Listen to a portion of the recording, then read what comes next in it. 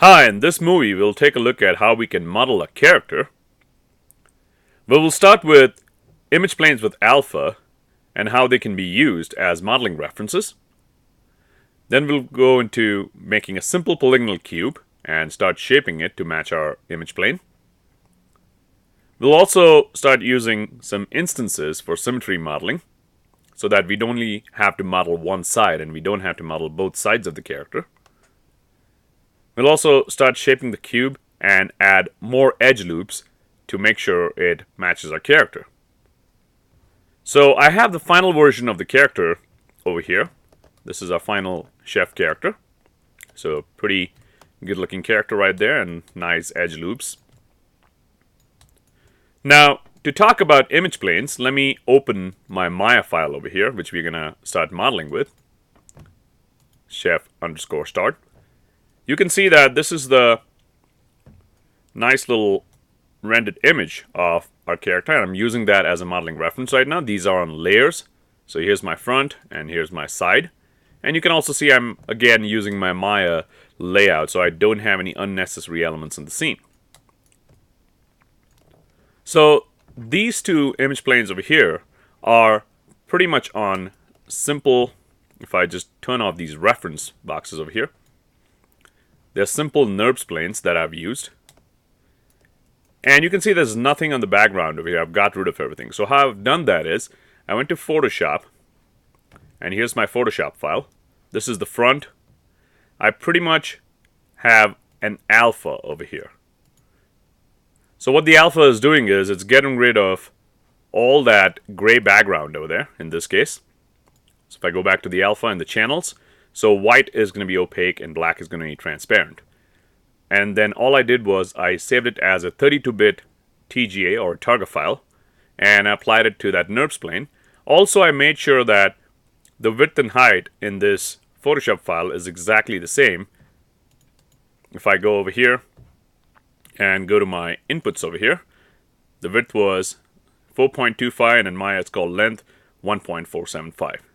So I just added that decimal point. So it was just to make sure that the NURBS plane is not very, very big. So here's our character on the image planes. I like to have it on image planes like this in terms of like actual physical NURBS planes, just because it's much easier to control so that I can just quickly turn it visible, invisible from here, and I can reference them so I cannot accidentally select them. So with this, let's start modeling our character. So I'm going to start with a simple polygonal cube.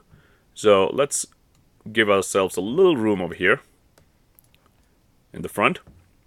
I'm going to go to Create, Polygon Primitives, Cube. And I'm going to start making a cube roughly from around his neck till about there. And if it's going to ask me to make a height, I'm going to go to this view over here. Let's do that one more time. We can always switch views. So let's go back from right here till about there. And I can quickly go to my perspective view and I can make a height till about there. Let me go back to my front view. I'm holding down spacebar and front. The next thing I'm also going to do is I normally don't like to use, if I go back, if I just move this over here, I don't like to use this X-ray mode. Because what happens in this case, it's a great mode to use, but in this case what happens, since my NURBS planes are also, or my image plane right now is also on this NURBS object, you can see that even that is going into an X-ray mode right there. It's kind of really faint and I don't like to have that. So what I like to do is with a simple cube made, I simply like to go and apply a very, very simple material to it. So the easiest way to do that is right click, assign new material with the box selected. Just assign a Lambert. Give it a name. We'll just call it character right now. And let's give it some transparency. And you can see right there. Let's close it. So anytime I can go back and turn the transparency up or down. So with this, also one more thing I'm going to do is I'm going to make sure my pivot is over here on this edge. So we've done that in some earlier movies. I'm going to hold down D to go to pivot mode and C to curve snap, and middle mouse button, with my middle mouse button, I'm going to snap over here. So D and C. So right here is my... Let's go back to the perspective view. And it doesn't matter if it's not exactly in the center. I want it to be over here. I'm also going to delete one of these faces. So let's delete it. And I'm also going to delete this bottom face. Or actually, let's keep the bottom face for now. We can always delete that later. Let's go right click. Go to object mode. And now we're going to simply start shaping our character. So let's go over here to vertex. Right click vertex. Just shape the first few points. And let's say right over here. Now, does this mean that I have to do it exactly the same on the other side? And the answer is no, because now what we're going to do is we're going to simply make a duplicate of this or a mirror of this on the other side, and we're going to use it as an instance. And there's a nice little trick in Maya to do that. What you can do, let me maximize on my front view over here. So hit spacebar. Let's go to Edit, Duplicate Special. You can see that the x-axis is pointing in this direction. So pretty much if you think about it this way, if I go to my scale or R, and if I scale this right here, you can see that's exactly a mirror. And that's almost -1. So let me undo that.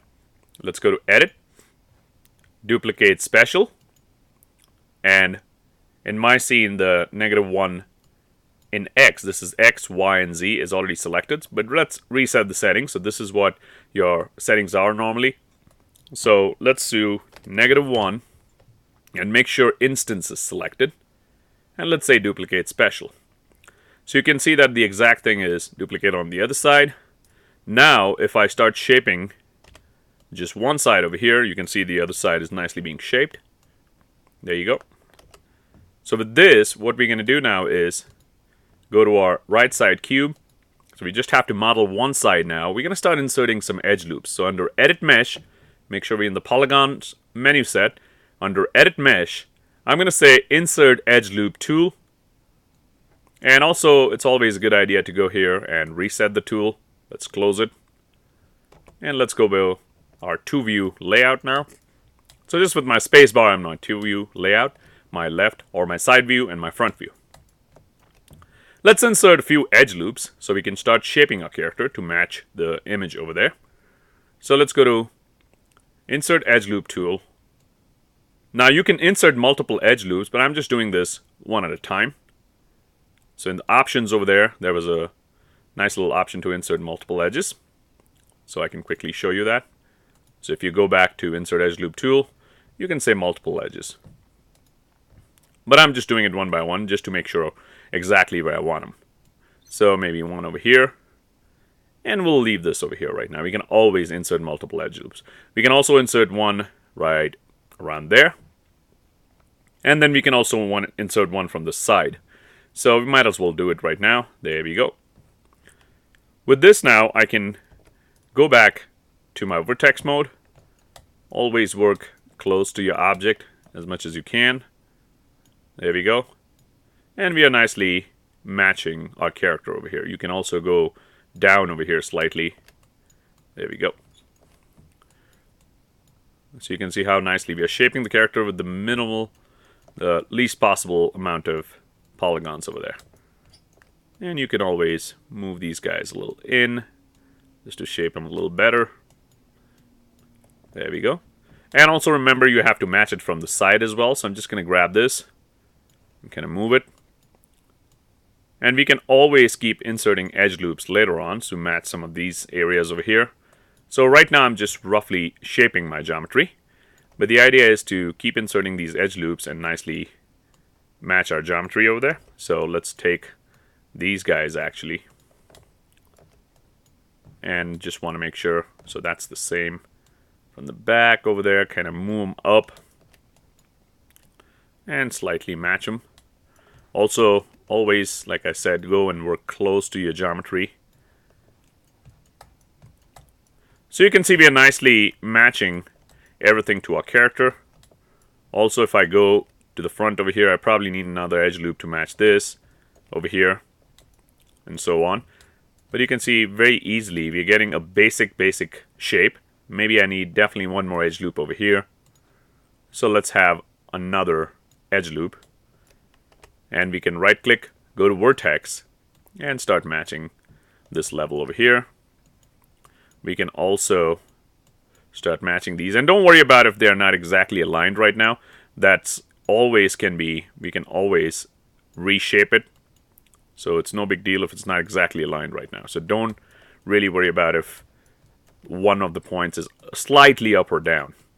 And I say slightly because it cannot be way out there in space. So this way I'll start shaping my geometry, and for time constraints I cannot start modeling the entire character. But a good way to learn character modeling, I would say, is if you go into the Animation Academy Anatomy module, there's the Ricky the Rat tutorial. It's a great tutorial, so I would highly recommend taking a look at that first and try to model a character like this. So with this, we'll start rigging the character in the next movie, and I will see you then.